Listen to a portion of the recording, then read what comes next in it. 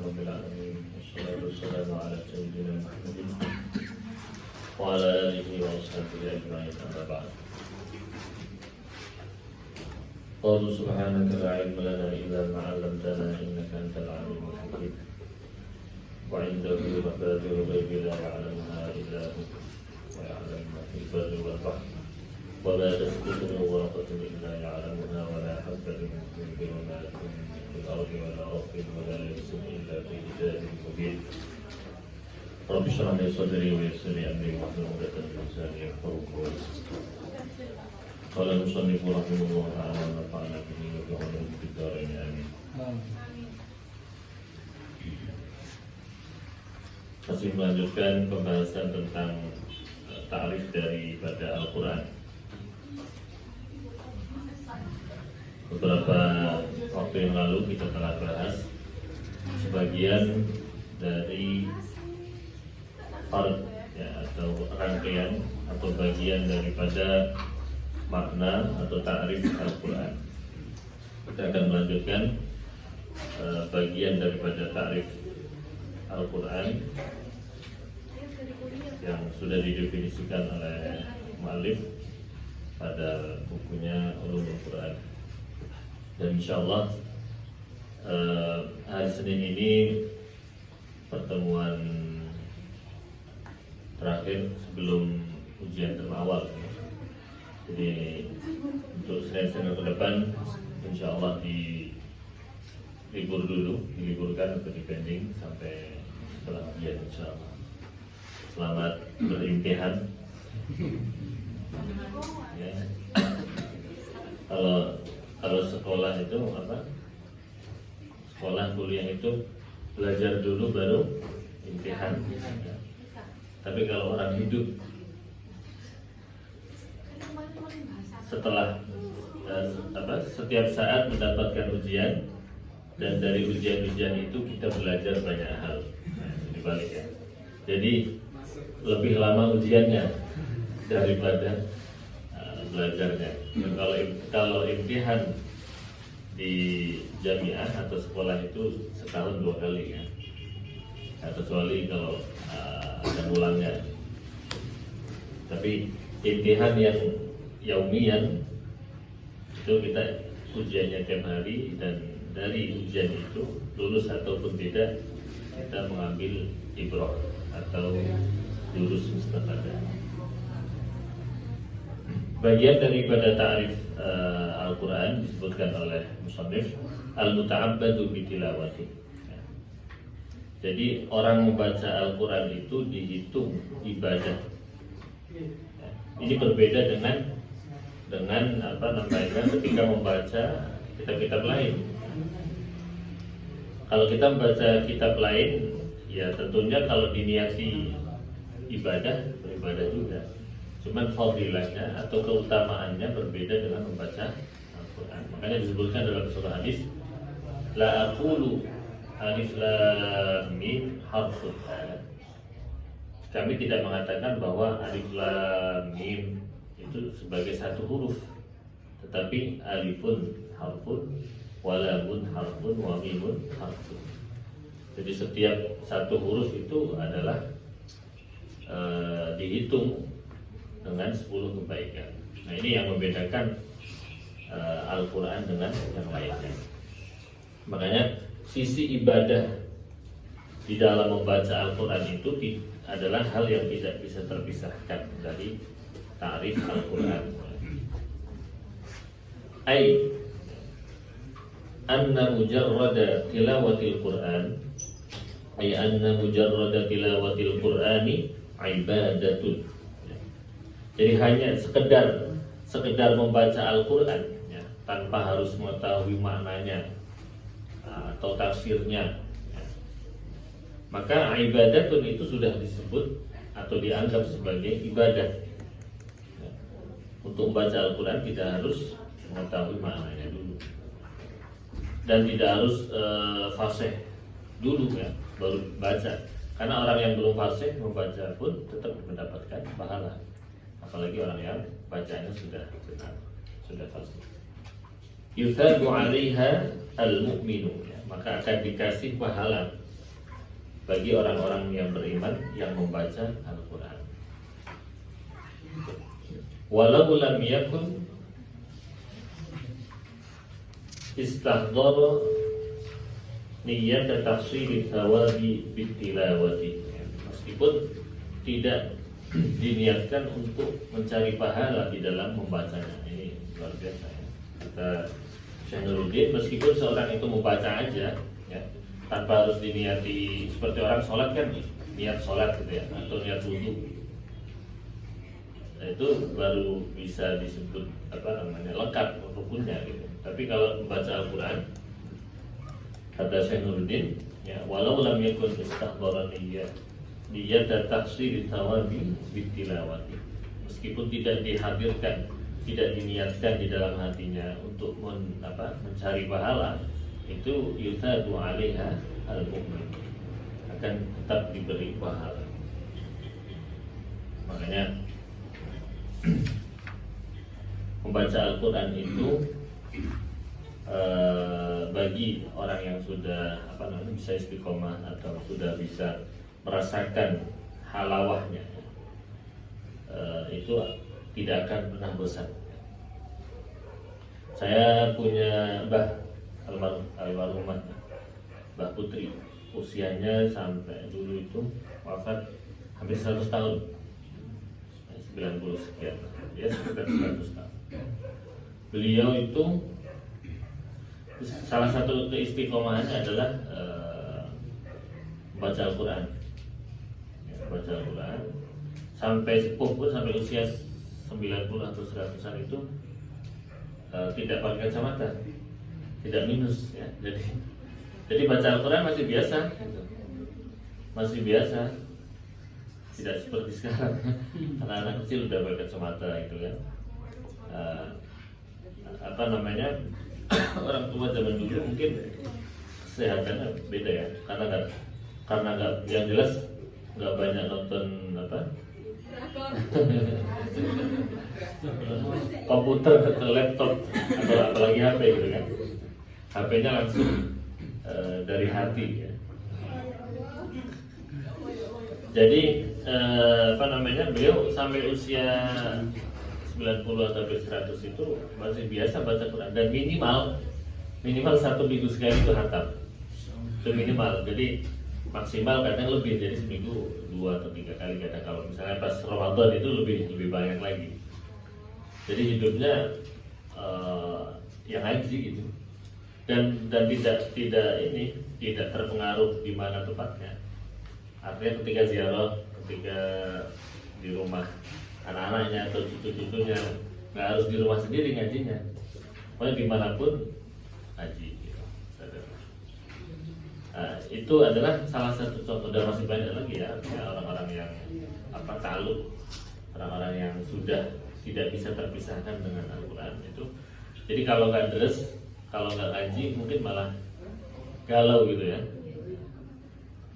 Berbeda dengan kita mungkin ya, atau sebagian dari kita yang udah dipakai ngaji pun masih galau juga gitu. Artinya fadhail, keutamaan Al-Quran itu sangat luar biasa ya, bisa menjadikan orang itu sehat ya, syifaun, menjadi obat. Dan saya punya guru juga, beliau ahli Quran juga dan luar biasa menjaga Al-Qurannya. Dan bahkan selain daripada setiap minggu khatam itu, juga kesehariannya menjaga wudhu. Jadi batal wudhu deres gitu. Sampai beliau itu kalau sudah jadwalnya ngaji, sudah jadwalnya deres ya, di Haji Muntaha itu, kalau sudah jadwalnya tadarus, itu mau ada tamu sepenting apapun nggak mau diganggu. Kadang kalau udah tamu banyak gitu kan, dan itu sudah masuk jadwal beliau tadarus Al-Quran, itu ditinggal. Jadi kecintaannya itu kecintaannya kepada Allah jauh di atas cinta kepada manusia. Jadi nggak ada khawatir, oh nanti kalau tamu saya tinggal nanti nggak datang lagi. Sama sekali tidak. Justru tamunya pun segan dan nggak ada yang kapok datang lagi, pasti datang. Kecuali yang belum tahu jadwal khusus, beliau nggak bisa diganggu atau apa itu, mungkin ya orang-orang tamu baru atau wali murid baru. Tapi bagi yang sudah tahu, nggak akan mencoba sowan di jam-jam tertentu yang di situ beliau pasti membaca Al-Quran. Dan itu juga minimal seminggu sekali hatam ya. Dan biasanya dulu hataman itu di pondok setiap Kamis sore itu pasti hatam, disimak oleh banyak santri-santrinya dan keluarga. Jadi dalam sebuah hadis disunahkan juga ketika kita hataman Al-Quran, apalagi hataman habis ngapalin ya, biluwaid, itu disunahkan hatamannya itu mengundang orang, mengundang saudara-saudaranya atau teman-teman terdekat. Ya kalau bahasa kita apa? Syukuran ya. Meskipun dia tokmiyah ya, tokmiyah is lototis itu udah nggak apa-apa itu ya. Tidak harus beli khoruf dulu ya, tidak harus nyembelih kambing atau sapi. Ya kalau mau nyembelih alhamdulillah gitu. Apalagi sekarang kan belum mulai rame-rame banget.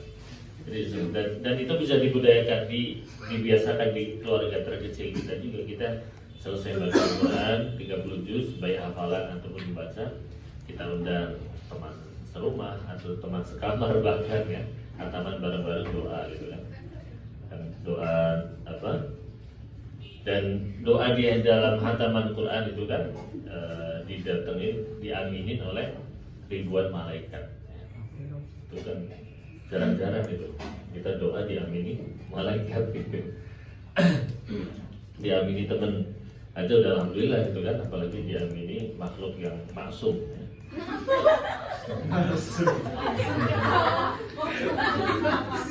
Jadi kalau malaikat itu pasti maksum. Nah, kalau kamu maksum belum tentu maksum gitu. Karena selain Nabi dan Rasul nggak ada yang maksum gitu.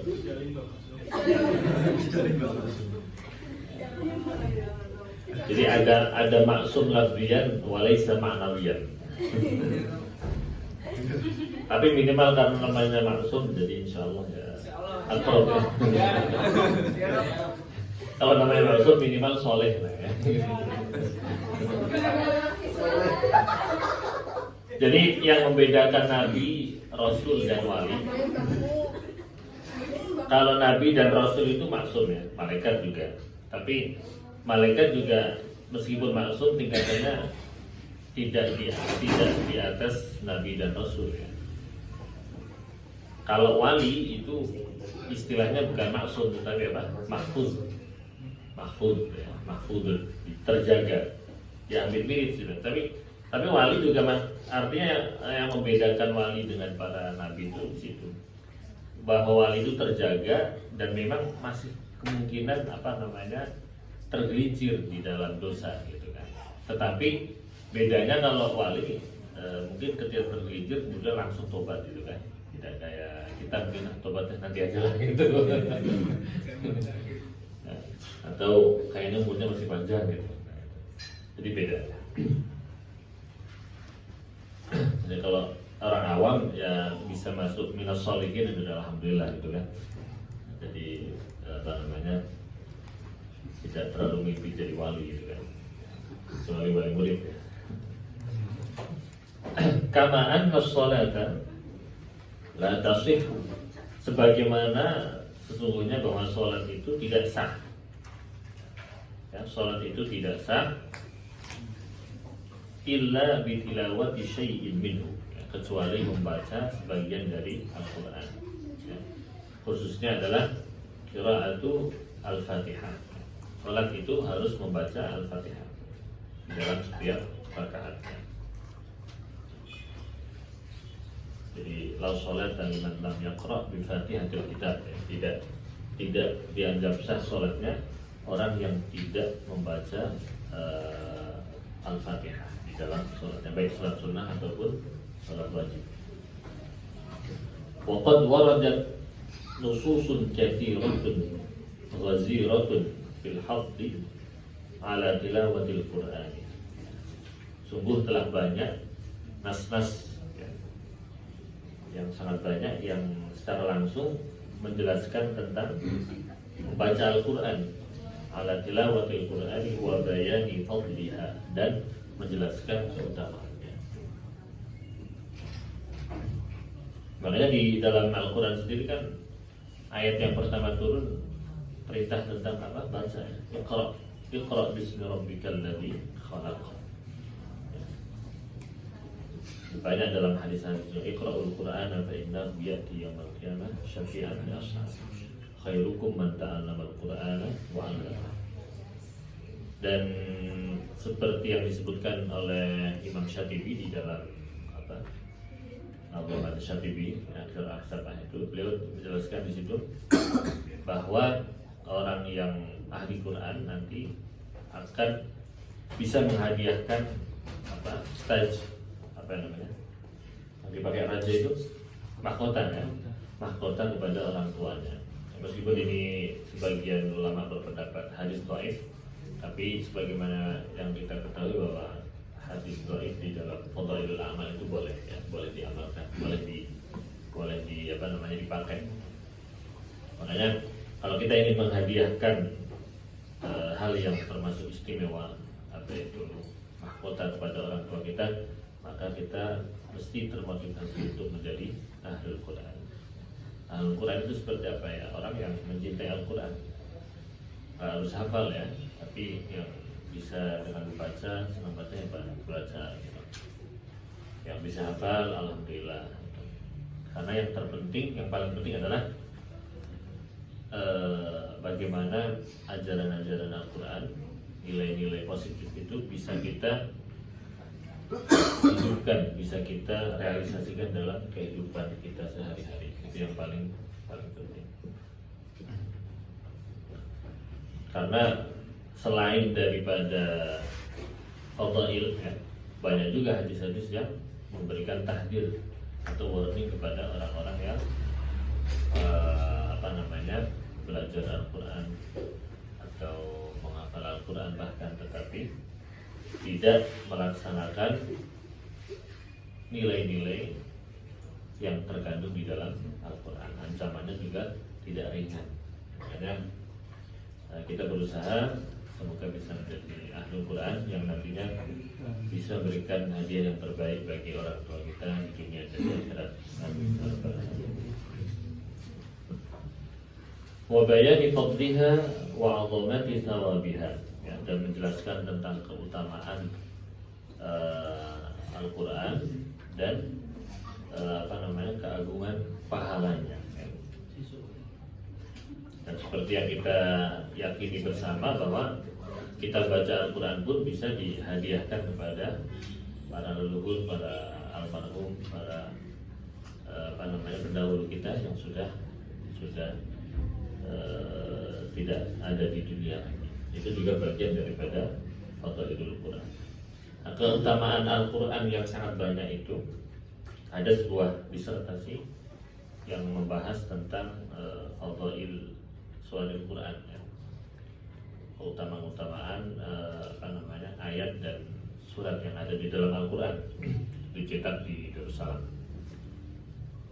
Itu mentahqiq fadhail Quran dari hadis-hadis yang ada di kitab-kitab klasik, kemudian ditakhrij. Kemudian kalau di dalam takhrij hadis itu kan langkah pertama kali itu mentakhrij itu kan berarti dia mengembalikan atau merujuk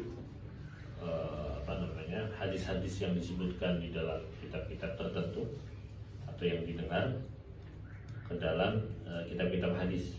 Kemudian dikaji sanadnya seperti apa. Kemudian terakhir yang cukup susah juga adalah menghukumi hadisnya, ya. Hadisnya sahih lidzatih atau sahih li ghairih, hadisnya hasan lidzatih atau hasan li ghairih, hadisnya dhaif atau maudhu atau mungkar dan seterusnya.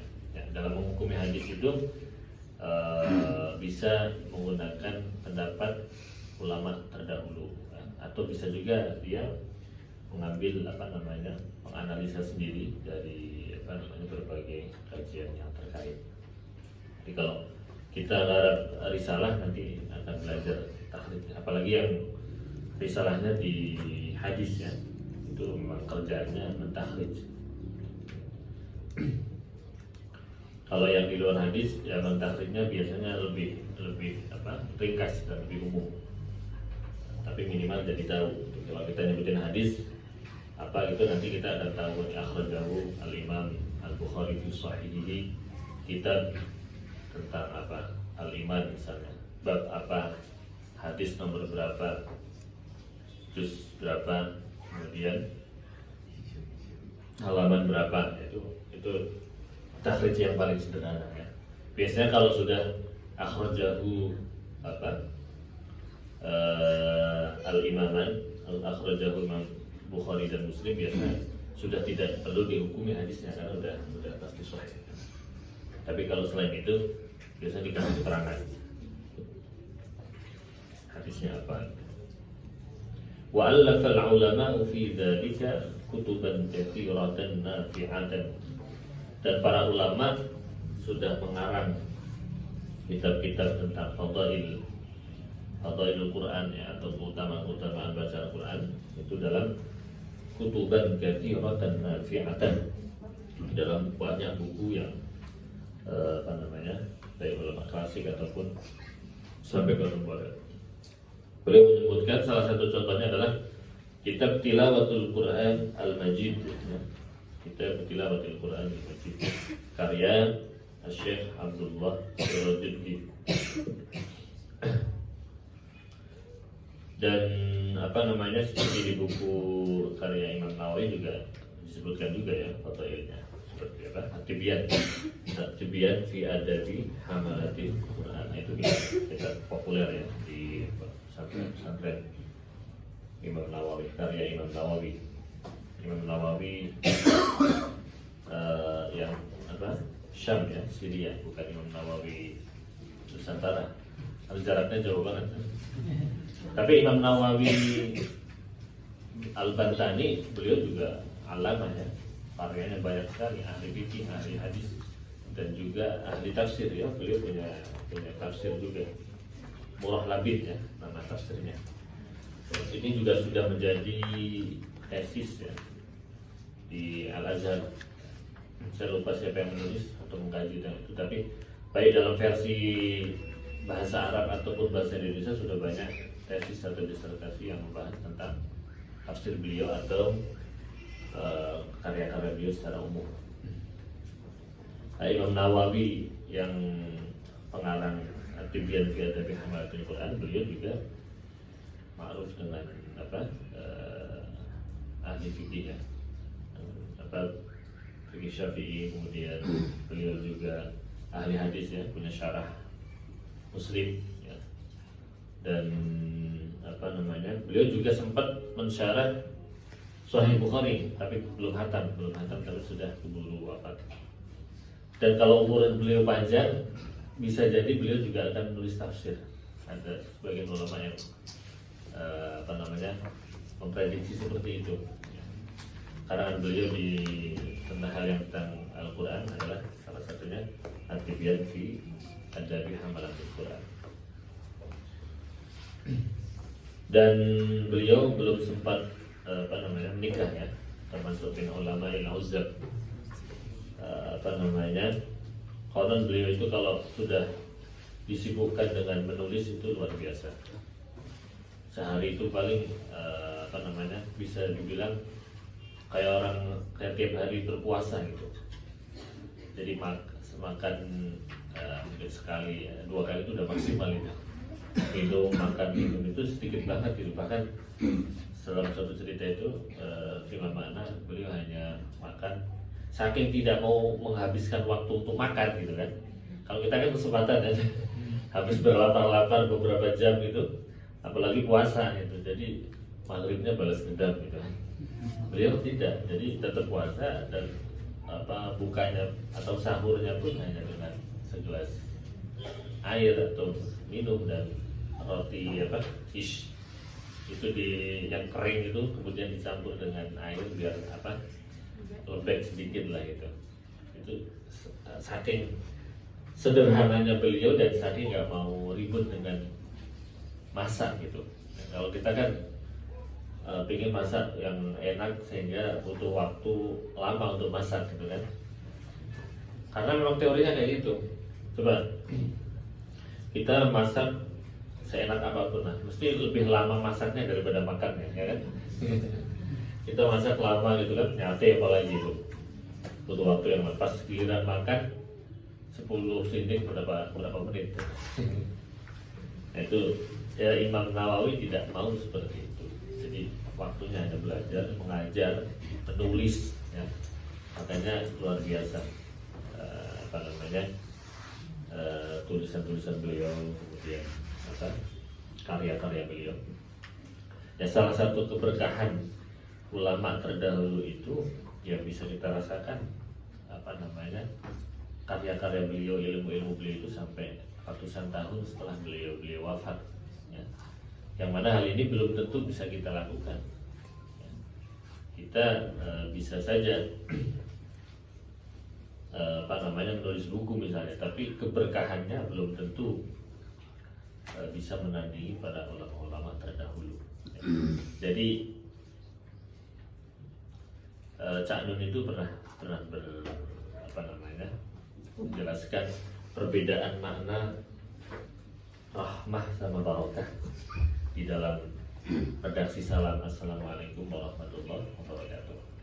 Jadi kalau rahmat itu ya kasih sayang Allah yang dalam bentuk apa saja, materi ataupun non materi, yang dikasihkan kepada semua makhluk Allah, baik itu beriman ataupun kafir, ataupun mau sholat ataupun tidak, mau belajar ataupun tidak, manusia ataupun selain manusia.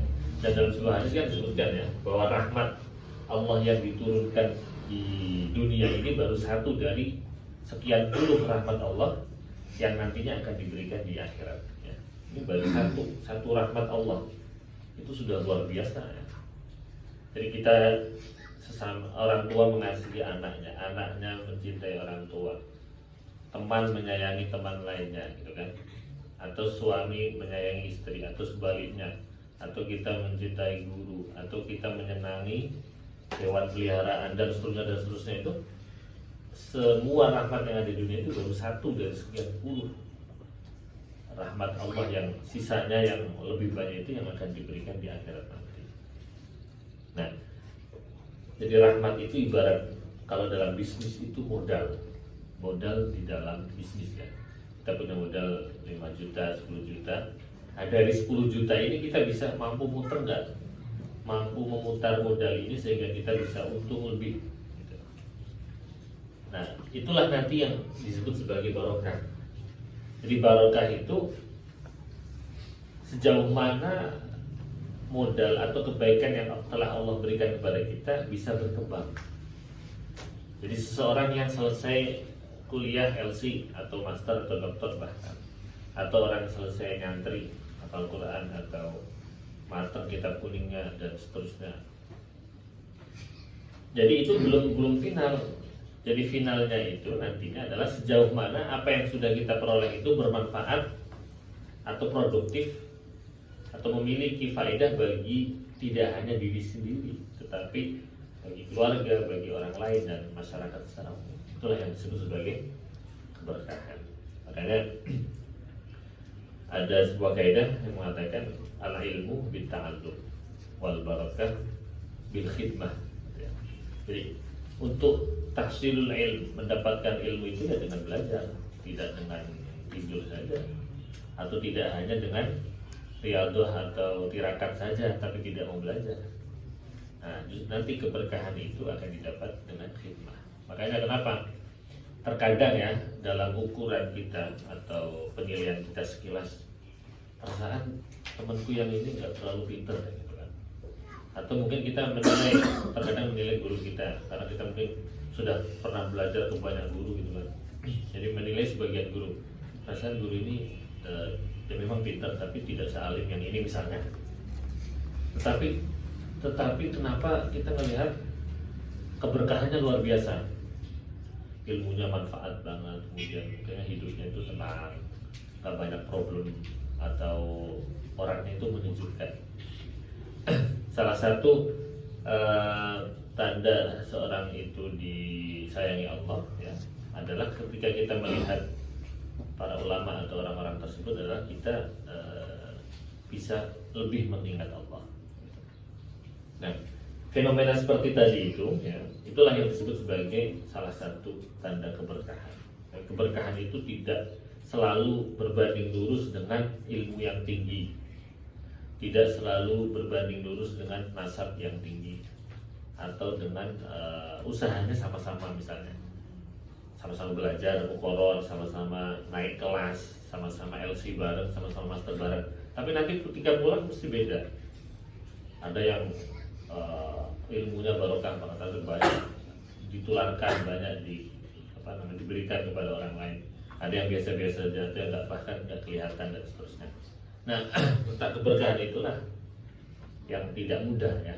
Itu tidak diujikan secara resmi di dalam imtihan tahriri atau syafawi ya, tetapi itu justru diujikan dalam setiap saat karena terletak pada hati kita, yaitu keikhlasan kita di dalam berusaha.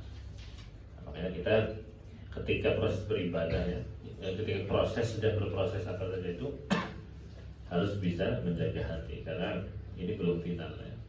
Apa yang kita dapat di sini di Mesir itu belum capaian yang final ya. Bisa jadi akan berubah ketika kita sampai di Indonesia.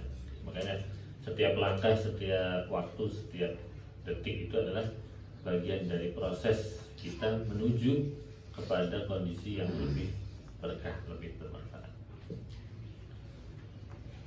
Nah, harapan kita bisa meniru para ulama-ulama yang keberkahan waktunya, keberkahan ilmunya, keberkahan amalnya itu luar biasa, bisa dirasakan oleh orang-orang yang hidup ratusan tahun setelah beliau-beliau itu. Luar biasa itu. Wa hadza al-qayd yakhruju min i'tibar al-Qur'ani al-qira'at asy-syabbah. Dan qayd ini ya, pembatasan ini itu keluar dari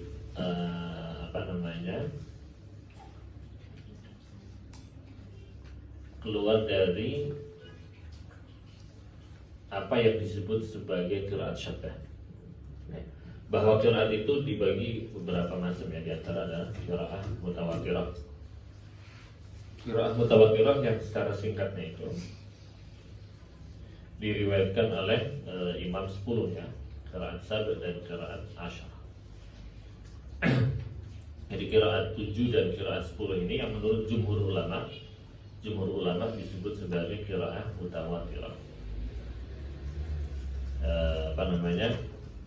10 imam itu siapa saja ya? Di antaranya Imam Nafi', Imam Ibnu Katsir, Imam Ibnu Amir, Imam Abu Amr Al-Basri, Imam Hamzah Al-Kisai, Imam Ali, kemudian Ibnu Hisham ya, yang 7. Kemudian ada lagi Imam Ya'qub, Abu Ja'far, kemudian Khalaf Al-Bazzar. Jadi satu imam itu punya 2 murid ya. Punya 2 murid, misalnya Nafi' itu Warash ya. Warash sama Qalun sama Warash. Setiap satu imam Nafi' itu punya dua murid yang terkenal meriwayatkan bacaannya itu. Jadi 10 dibagi 2 jadi berapa? 20 ya, 20. Nanti makanya di qiraat itu ada qiraat asyrah sughra, ada qiraat asyrah kubra. Jika kawan yang belajar qiraat pasti paham dalam masalah itu. Ya, kalau kita belum sampai qiraat asyrah sughra apalagi kubra ya, hafaz saja masih belum lancar banget gitu kan. Tapi setidaknya secara madkhal atau muqaddimah kita tahu bahwa tidak disebut sebagai al-muta'abbadu bitilawati ketika seseorang membaca qiraat syaddah. Qiraat syaddah itu qiraatnya siapa saja? Qiraatnya Ibnu Muhaisin, kemudian Al-Yazidi, Al-Basri, Al-A'mash, dan Hasan Al-Basri. Itu qiraat syaddah, jadi yang diriwayatkan oleh beliau-beliau. Jadi kalau qiraat syaddah itu tidak boleh dibaca ketika sholat ya. Kalau membaca di luar sholat bisa saja, tetapi tidak disebut sebagai al-muta'abbadu bitilawati. Dan kemudian pertanyaannya, apakah qiraat syaddah itu tidak berguna? Ya berguna saja, berguna juga. Jadi qiraat syaddah itu terkadang kalau kita baca tafsir-tafsir klasik itu masih dipakai juga untuk dalam sisi linguistik ya. Dari segi kebahasaan itu masih kuat hujahnya.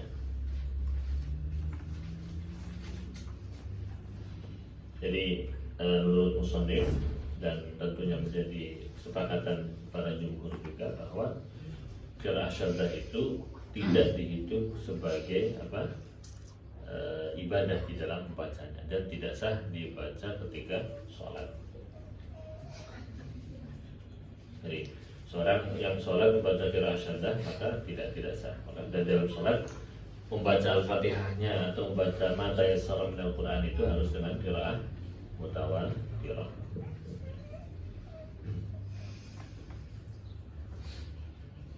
Jadi salah satu hikmah kita belum belajar banyak qiraat, ya insya Allah yang kita baca qiraat mutawatirah. Kita karena belum kenal qiraat syaddah yang seperti apa gitu. Nah, kalau orang yang sudah menghafal qiraat mutawatirah kemudian hafal qiraat syaddah juga mungkin dia akan bisa saja membaca itu gitu. Kalau misalnya ada niatan, nah itu yang tidak sah. Li'anna ghairu muta'abbidina biha. Karena ketika kita membaca qiraat syaddah itu tidak dihitung sebagai ibadah dalam level sebagaimana ketika kita membaca qiraat mutawatirah. Wa kadza al-ahaditsu al-qudsiyah, sebagaimana juga ketika kita membaca hadis qudsi. Sekarang apa perbedaan hadis qudsi dengan Al-Qur'an dan perbedaan hadis qudsi dengan hadis an-nabawi, hadis biasa? Kalau hadis qudsi itu menurut kebanyakan para ulama itu lafaznya adalah dari Nabi ya. Al-lafzu min 'indin Nabi. Adapun maknanya adalah minallahi ta'ala. Makanya di dalam hadis qudsi itu biasanya diawali dengan qala Allahu ta'ala kata-kata. Ini biasanya hadis qudsi. Kita menjumpai sebuah hadis ya, kita menjumpai hadis kalau diawali dengan qala Allahu ta'ala, itu biasanya adalah hadis qudsi, bukan Quran ya. Kemudian kalau hadis qudsi itu boleh diriwayatkan bil makna. Boleh diriwayatkan dengan bil makna. Jadi para sahabat mendengarkan hadis dari Nabi, qala Allahu ta'ala bla bla kata-kata. Itu para sahabat boleh meriwayatkan bil makna. Tetapi kalau yang didengar adalah qala Allahu ta'ala-nya adalah Al-Qur'an, maka tidak boleh meriwayatkan bil makna. Harus lafzan wa maknanya. Jadi kalau Quran lafaznya harus sesuai dengan Nabi. Nabi membaca alhamdulillahirabbil alamin, ya boleh. Harus alhamdulillahirabbil alamin. Tapi kalau hadis qudsi boleh bil makna, misalnya alhamdulillah jadi as-sana'u misalnya, atau al-madah dan seterusnya. Itu kalau hadis qudsi, jadi riwayatnya boleh bil makna. Kemudian kalau hadis qudsi sebagaimana barusan kita bahas, membacanya itu tidak dihitung sebagai ibadah seperti ketika membaca Al-Quran setiap huruf dibaca itu mendapatkan satu kebaikan, 10 kebaikan ya, satu pahala dengan 10 kebaikan. Tetap dinilai ibadah, tetapi keutamaannya berbeda. Bukan berarti sama sekali tidak beribadah ya. kita baca hadis Nabi juga pastinya ibadah gitu kan, karena tentunya nilainya lebih tinggi daripada membaca novel ya. Nah, tapi nilai ibadahnya berbeda dengan membaca Al-Quran. Dan yang lebih menarik lagi sebenarnya lebih simpel kan ketika kita baca sholawat ya. Ibadah yang boleh riak itu kan apa? Baca sholawat kan.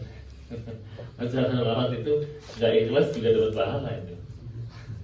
Ya, saking keutamaan. Jadi kalau kita perhatikan itu luar biasa emang ya, keutamaan apa Rasulullah SAW ya. Kita baca sholawat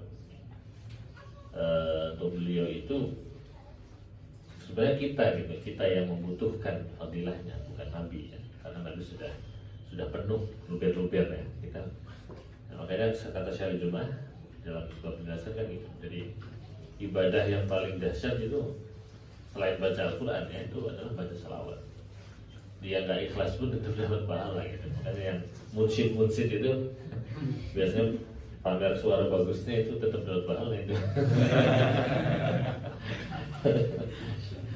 Nah di sini kan kata Syekh Nuruddin, walau lam yakun istahdharani yata tafsir thawab bitilawati ya. Meskipun tidak diniati ibadah baca Quran, dia dapat pahala. Begitu juga sholawat ya. Kita baca sholawat itu luar biasa. Jadi apa namanya, dengan keagungan Nabi itulah kita mendapatkan fadilah. Seperti yang kita baca Al-Quran, kan bukan kitanya yang agung ya. Jadi kita tabi kepada matbu'nya, yaitu Al-Quran. Al-Quran yang agung, Al-Quran yang penuh fadilah, pada keutamaan. Akhirnya kita kecipratan keutamaannya. Ketika baca salawat juga seperti itu kan. Yang agung itu kan Rasulullah SAW. Karena keagungan beliau, kita menyebut nama beliau, akhirnya kita mendapatkan rahmat dari Allah. Jadi kita tabi ya, itu pun kalau matbu'nya nggak sembarangan ya kita dapat gitu, daripada jalan sendiri ya. Itu logika sederhana seperti itu. Makanya dalam itu kan biasa guyonan santri gandolan sarung kiai gitu. Itu kan salah satu istilah yang simple ya, yang mudah diingat, tapi maknanya dalam gitu. Artinya kita ketika mengikuti para ulama, para masyayikh, para kiai yang memang tidak hanya memiliki ilmu saja, tetapi memiliki akhlak yang mulia, menjadi panutan umat, itu kan kita tidak sembarangan ngikutin gitu ya.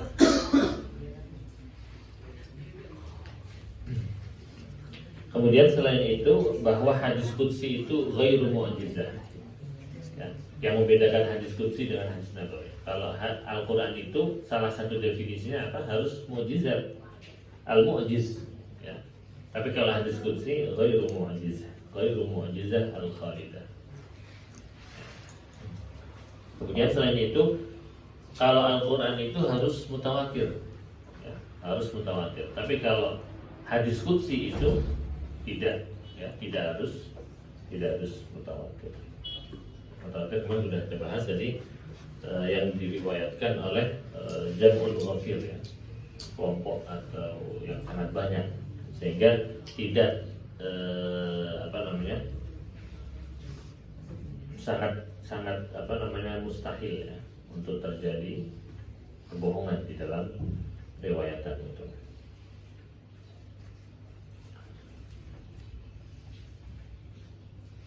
Itu perbedaan Al-Quran, kemudian hadis qudsi dan juga hadis nabawi.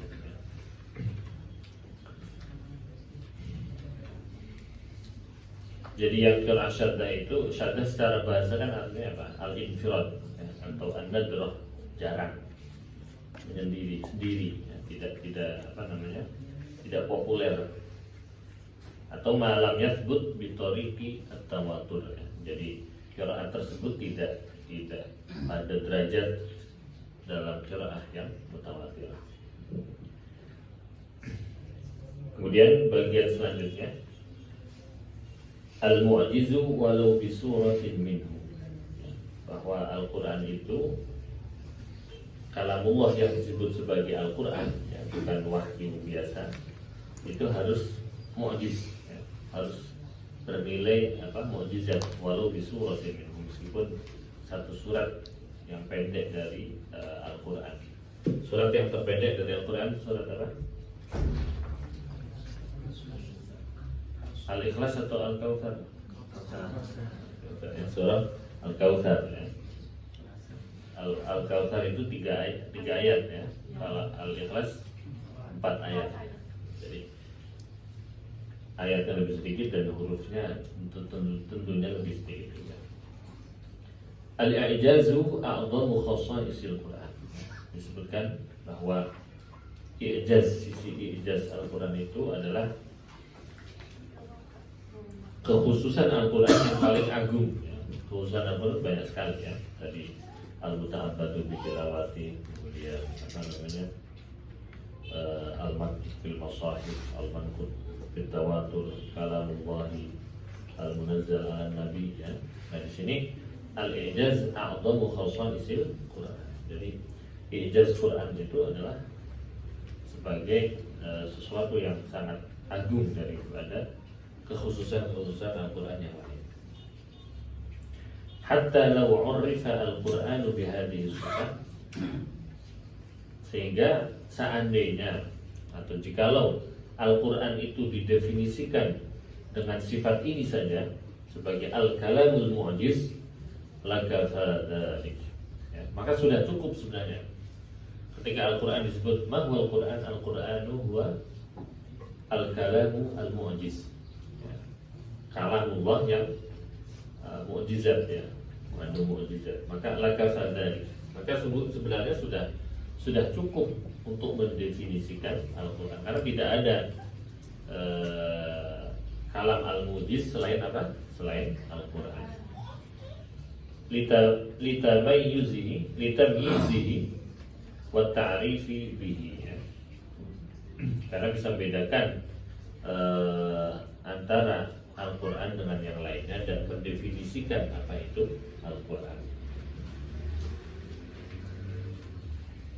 Wal Qur'anu mu'jizun bijumlatihi, ya. Makanya Al-Quran itu sebagai kitab mukjizat karena akan berlaku dari diturunkannya kepada Nabi dan sampai ila yaumil qiyamah, ya. Berbeda dengan kitab-kitab samawi lainnya atau mukjizat yang lain. Makanya di sini disebutkan sebagai mukjiz, mukjizat khalidah, mukjizat yang abadi. Berbeda dengan mukjizat para nabi lainnya, ya, misalnya seperti tongkatnya Nabi Musa membelah lautan, gitu kan. Itu kan terjadi pada waktu itu saja. Atau mukjizat Nabi Muhammad SAW atau nabi-nabi terdahulu lainnya, Nabi Ibrahim ketika dibakar dengan api tidak terbakar, ya, kunu bardan wassalaman ala Ibrahim. Atau mukjizatnya Nabi Daud, ya, yang bisa wa'alanna lahul hadid, ya, bisa besi itu dilenturkan, ya. Besi saja bisa dilenturkan, apalagi hatinya manusia, ya. Nabi Daud itu punya mukjizat juga dengan suaranya yang bagus, ya. Suaranya luar biasa. Kalau sedang membaca kitab Zabur, itu konon burung-burung yang berterbangan atau daun yang mau jatuh itu berhenti, ya. Apalagi cewek-cewek yang dengar, gitu kan. Atau mas-mas yang dengar suara mbak-mbak, gitu kan. Suaranya Sabian misalnya. Atau mbak-mbak santri yang dengar suaranya Gus Azmi. Jadi suara itu luar biasa, ya. Mukjizat itu salah satu mukjizatnya Nabi Daud alaihissalam. Suaranya luar biasa. Tetapi suara hati itu lebih dahsyat sebenarnya ya. Jadi doa suara hati para ulama ya, itu ulama nih. Suara hati para ulama itu yang dituangkan dalam kitab-kitabnya. Lebih-lebih buku-buku para ulama sufi ya, seperti buku kitab Hikam Ibnu Athaillah, kitab Ihya Ulumuddin, kitab apa namanya, banyaklah buku-buku tasawuf ya. Itu kan menulisnya luar biasa ya, buku-bukunya Ibnu Arabi, buku-bukunya Rumi dan seterusnya. Itu menulisnya kan tidak hanya dengan kecerdasan intelektual, tapi dengan kecerdasan rohani yang sangat tinggi. Sehingga kalau kita baca ya, selain susah kalau pas paham itu pun luar biasa itu. Seperti misalnya Imam Syekh Ibnu Athaillah As-Sakandari ketika mendefinisikan ikhlas di dalam hikamnya nanti disebutkan ikhlas itu ibarat antara ikhlas dan tidak ikhlas.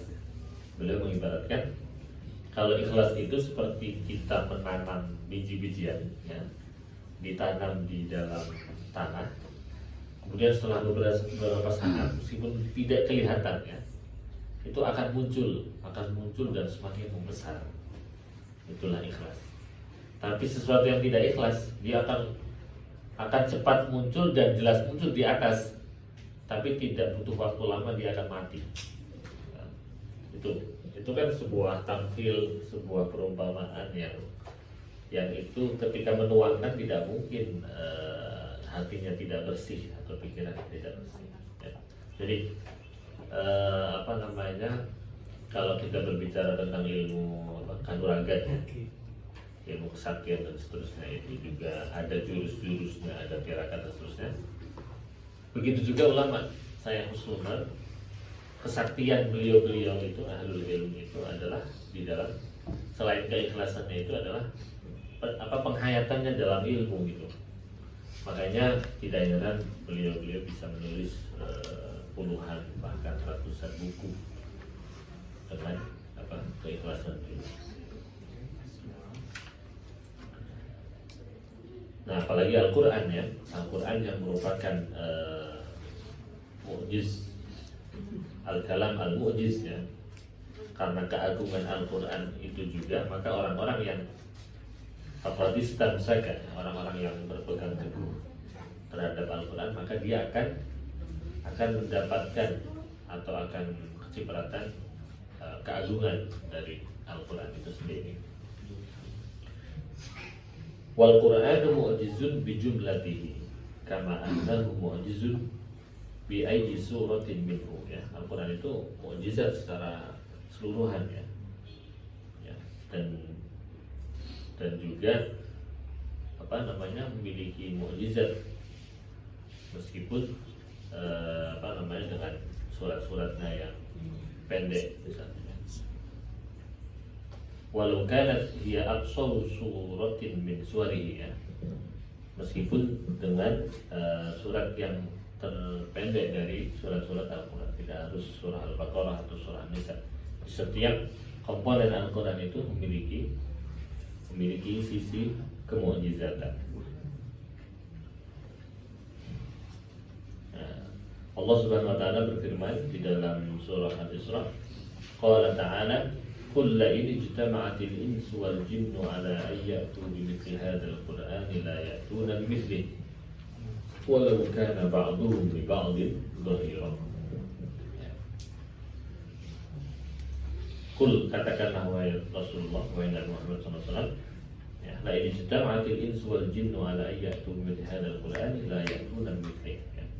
Katakanlah, sungguh meskipun dikumpulkan jin dan manusia ya, untuk membuat tandingan Al-Quran ya, la ya'tuna bimithlihi ya. Mereka tidak akan mampu mendatangkan satu surat pun yang sebanding dengan Al-Quran.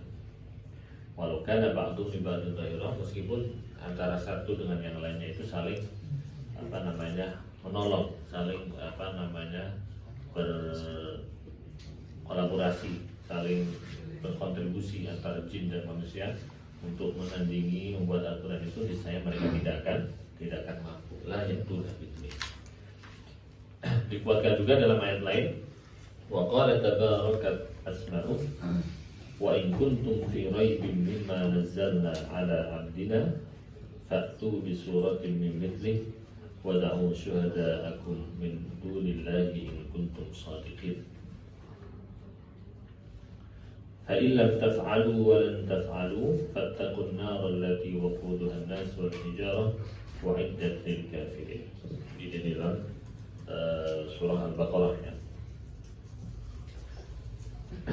Sebagian ulama tafsir mengatakan atau berpendapat bahwa in kuntum, in di sini bermakna idza. Di dalam ma'anil huruf itu antara in dengan idza itu makna beda. Kalau in itu jika atau apabila, tetapi sesuatu itu belum tentu terjadi ya. Misalnya in ta'allama najah, in ta'allama syakhsun atau Zaidun najah ya. Jika Zaid ini belajar maka najah gitu kan. Meskipun belum tentu kan dia belajar kemudian naik kelas gitu, karena mungkin pas ngerjain soal jawabnya tidak sesuai, misalnya jawabannya tidak sesuai yang diminta misalnya, sehingga tidak najah gitu. Tapi kalau idza itu sesuatu ketika, tetapi ketikanya itu pasti terjadi. Misalnya idza waqa'atil waqi'ah, idza zulzilatil ardu zilzalaha. Idza itu ketika, tetapi ketikanya itu pasti terjadi. Ketika terjadi hari kiamat, ketika bumi bergoncang. Tapi kalau in itu jika, tetapi jikanya itu sesuatu yang belum tentu terjadi. Makanya in di sini menurut sebagian mufassir in fi maqami idza ya, jadi in yang bermakna idza. Jadi wa in kuntum fi raibin mimma nazzalna ala abdina fa'tu bi suratin mithlihi. Jika ada keraguan di dalam hati kalian, mimma nazzalna ya, mimma nazzalna di sini adalah maksudnya Al-Qur'an ya. Ala abdina itu Rasulullah sallallahu alaihi wasallam.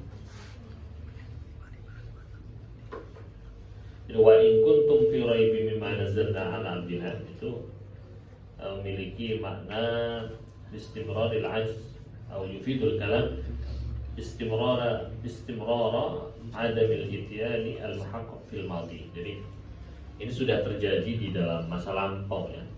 Jadi para kafir, para kufar itu meragukan apa yang ada di dalam Al-Quran ya. Maka Allah memberi tantangan, tahaddi, fa'tu bi suratin min mithlihi, maka datangkanlah satu surat saja dari Al-Quran, satu surat saja dari lainnya ya. Min mithlihi, maka di situ pakai redaksi apa? Min mithlihi, yang mirip ya, yang mirip aja tidak bisa, apalagi yang sepadan. Wada'u syuhada'akum min dunillahi in kuntum shadiqin. Maka panggillah para para syahid ya, para orang yang menyaksikan selain Allah ya. Maka jika kamu itu memang benar-benar mampu mendatangkan hal itu, tapi yang pasti kalian tidak akan mampu mendatangkan hal tersebut. Fa in lam taf'alu wa lam taf'alu. Makanya ayat ini wa in kuntum fi raibin mimma nazzalna ini korelasinya atau munasabahnya dengan ayat sebelumnya ya. Ayat sebelumnya kan bercerita tentang apa? Tentang keagungan Allah, tentang kekuasaan Allah ya. Kemudian melanjutkan tentang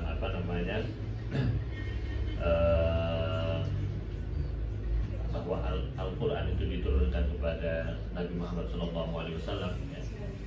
Habis itu Allah memerintahkan orang-orang untuk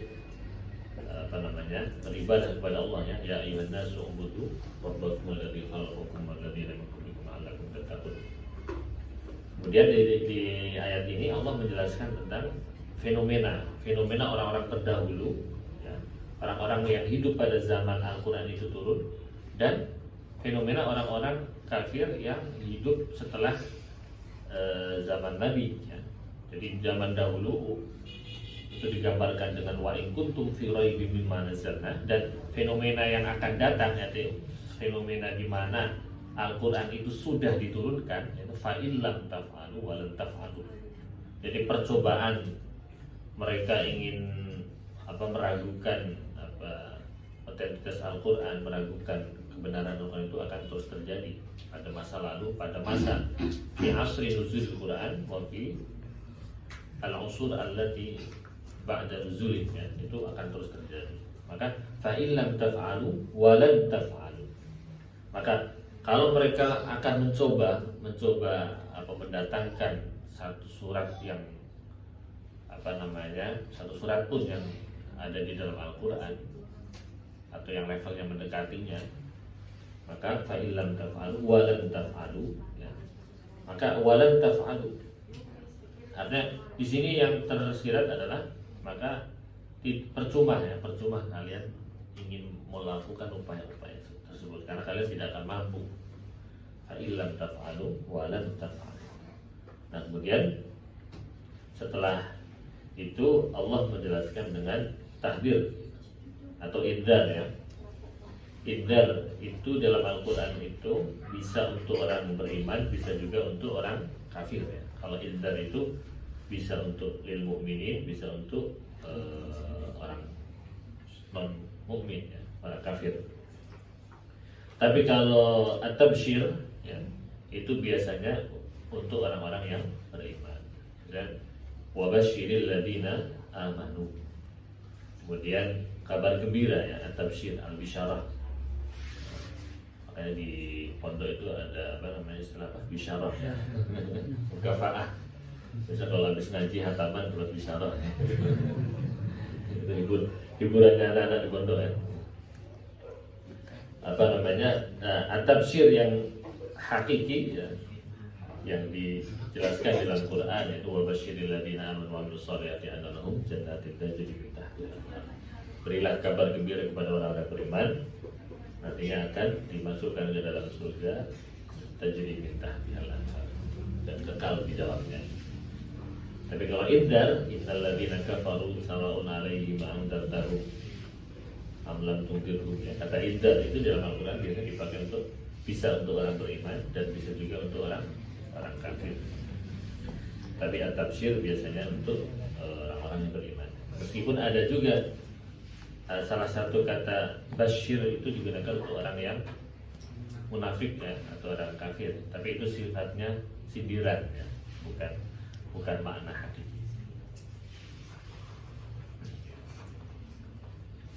Fattaqun nar allati waquduha an-nasu wal hijaratu uiddat lil kafirin. Maka takutlah dengan neraka yang mana bahan bakarnya itu adalah an-nasu wal hijarah, manusia dan batu.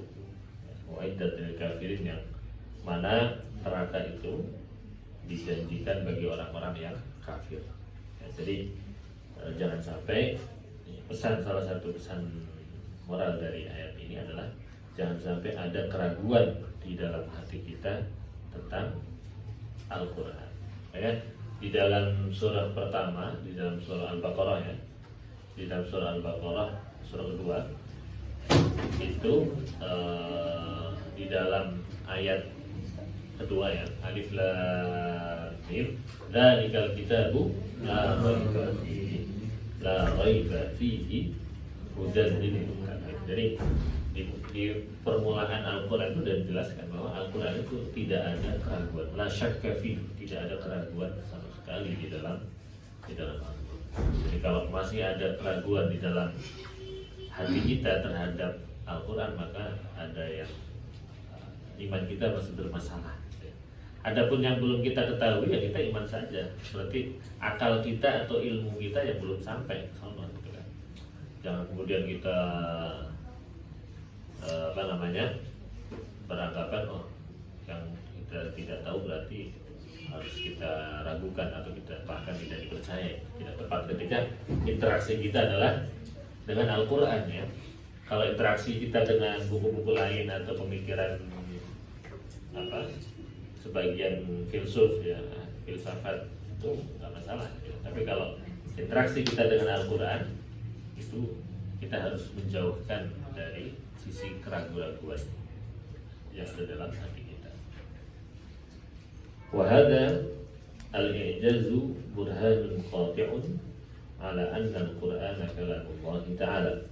Dan i'jaz ini menjadi petunjuk yang pasti yang menjelaskan bahwa Al-Quran adalah kalamullah ta'ala. Kemarin kita sudah bahas bahwa di dalam Ibnu Katsir disebutkan yang diriwayatkan dari Ibnu Abbas bahwa seandainya Allah tidak membukakan atau tidak menjadikan mudah Al-Quran atau kalamullah ini dibaca oleh makhluknya, maka tidak ada seorang pun dari anak cucu Adam yang mampu membaca kalamullah ini. Wa annahu al-haqqul ladzi yajibu al-imanu bihi wattiba'uhu. Dan Al-Quran adalah merupakan sesuatu yang hak, yang wajib bagi kita manusia ini untuk mengimaninya. Al-imanu bihi wattiba'uhu, harus mengimani Al-Quran dan mengikuti apa yang menjadi petunjuk atau perintah daripada Al-Quran. Nah, cuman untuk sampai kepada ittiba'uhu, ya. Untuk sampai kepada ittiba'uhu tidak mujarrad ittiba', tetapi benar-benar mengetahui secara benar apa yang dijelaskan di dalam Al-Quran, ya kan? Baru kemudian merealisasikan dalam kehidupan kita. Karena di dalam Al-Quran tidak semudah kita memahami buku-buku lain ya, atau kitab-kitab lain. Karena untuk memahami Al-Quran, memahami tafsir Al-Quran itu butuh perangkat banyak ilmu ya. Dan tidak hanya itu, tapi kita juga harus belajar dari orang-orang yang memang punya kepakaran di dalam Al-Quran. Karena bahaya juga nanti hanya memahami Al-Quran dari secara zahir gitu kan. Misalnya yadullah fawqa aydihim gitu kan. Dipahami Allah memiliki tangan seperti halnya manusia. Atau ketika membaca ayat perangilah orang-orang kafir gitu. Yang dimaksud kafir ini siapa gitu kan. Itu tidak semudah itu. Kemudian banyak sekali ayat misalnya waqimus sholata lidzikri, dirikanlah sholat untuk mengingatku. Apakah cukup hanya dengan ingat saja sudah disebut sholat? Nah, makanya kata ittiba'u itu tidak hanya sekedar mengikuti ya, tetapi sebelum mengikuti kita harus mempelajari dengan benar. Untuk bisa mempelajari dengan benar ya maka harus menguasai banyak komponen ilmu Al-Quran atau tafsirnya, dan tentunya berguru dengan orang-orang yang memang punya kompeten atau punya maharah mumpuni di dalam ilmu Al-Quran. Wal hadru an mukhalafatihi wa isyani, dan berikan tahdir atau warning dari orang-orang yang menyelisihi atau kontroversi dengan ajaran-ajaran Al-Quran ya. Di ajaran Al-Quran kan Nabi Musa dan Nabi Harun saja diperintahkan untuk mendakwai siapa? Fir'aun ya, kelasnya Fir'aun nih. Faqula lahu qawlan layyinan la'allahu yatadzakkaru aw yakhsha. Apalagi mendakwai sesama muslim ya, maka jangan sampai dengan kalimat-kalimat yang kasar, apalagi mencela, apalagi mengancam, membunuh dan seterusnya. Ini kan ajaran Quran ya. Jadi kalaupun kita berdakwah itu mengajak ya, dengan rahmah, bukan dengan marah, dengan kesantunan, bukan dengan kekasaran. Kasar itu kan tidak hanya dengan fisik kita, tapi lisan kita pun, bahkan sekarang tidak hanya lisan, tetapi tulisan ya, tulisan jempol itu sama saja levelnya, bahkan lebih mudah di share atau disebarkan. Makanya itulah bagian daripada ajaran. Karena kita kiblat kita adalah ulama-ulama Azhar, kiai-kiai di lingkungan Nahdlatul Ulama, maka kita mencontoh dakwahnya beliau-beliau, ya kan? Dengan qaulan layyinan. Ya kita ajak dengan ramah, dengan baik. Kalau nggak mau ya udah, tidak mau kok, masa dipaksa, masa diancam, gitu kan? Nah, kalaupun ada oknum atau sebagian yang dengan cara-cara yang tidak seperti itu, ya kita tidak usah mengikuti. Kita contoh yang baik-baik saja, dan adapun yang kurang baik ya jangan kita tiru. Hadru min mukhalafatihi wa isyanihi. Ini menjadi warning yang disampaikan oleh Syekh Nuruddin juga. Dan kita ketahui profil-profil seperti Syekh Nuruddin Naiter, Syekh Ramadan Al-Buti, ulama-ulama Syria dan ulama-ulama Mesir yang Azhari dan moderat, itu dakwahnya itu menunjukkan. Belum ngomong, belum dakwah, belum ngetiku aja udah tenang. Kita ngelihat wajahnya itu sudah tenang gitu, sejuk gitu, ya. Apalagi ketika keluar kalamnya, keluar mutiara kalimatnya, itu tambah tenang hati kita. Berbeda dengan sebagian orang yang belum berucap ada udah kebaca mau ngomong apa gitu kan. Dan pasti buat orang atau banyak pihak itu terusik.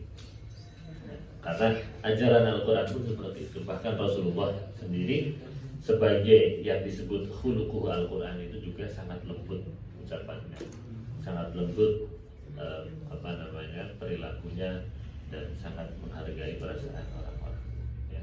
Kita berdakwah kepada orang yang jelas kafir, yang mengaku Tuhan saja, itu sama Allah masih diperintahkan dengan qaulan layyinan, bukan qaulan ghadiban, ya, tapi qaulan layyinan. Apalagi kita sekedar mengingatkan saudara-saudara kita seiman yang mungkin beda pandangan politik, atau saudara seiman yang mungkin beda pilihan lurahnya, ya.